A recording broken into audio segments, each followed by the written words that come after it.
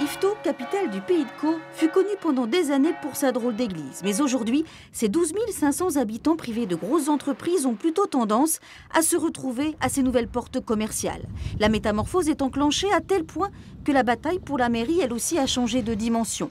Cette fois, tout est parti de la toile avec pas moins de 5 listes. À commencer par celle du retour du docteur Philippe de Cultot, qui fut premier magistrat centriste de la ville de 1995 à 2008. Désormais, sans aucune investiture officielle, mais toujours au centre, il affiche des priorités très claires pour lutter contre les 12% de chômage local. C'est l'économie, c'est l'artisanat, c'est le commerce, c'est le dynamisme de notre ville qu'on doit réactiver parce que je crois qu'il y a eu on s'est un petit peu endormi pendant 6 ans et on doit faire tout notre possible pour rebooster ce dynamisme économique.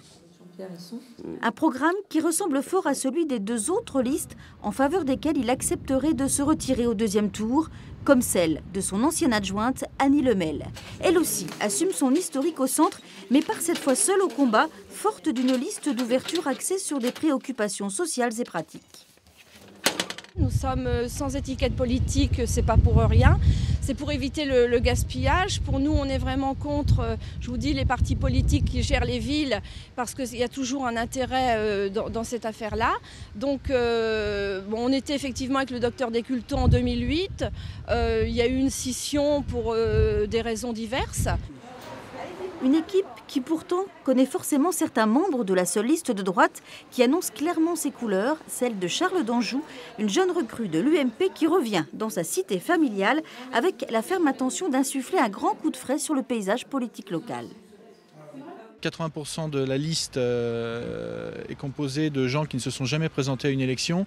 Et la dynamique et la philosophie de la liste, c'est vraiment d'aérer la vie politique à Yvetot et de ne pas augmenter la fiscalité locale durant la prochaine mandature, ce qui implique de maîtriser les finances publiques, de maîtriser les dépenses. Le deuxième axe de notre programme porte sur la sécurité et la qualité de vie. Mais ces départs dispersés risquent bien de se heurter au mur bien construit du maire socialiste sortant. Fort de son bilan, Émile Canu repart en effet confiant autour de ses priorités sociales et économiques.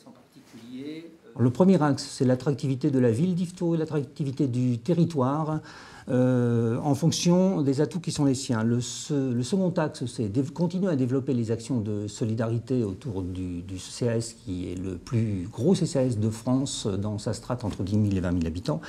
La troisième des priorités, c'est la politique patrimoniale.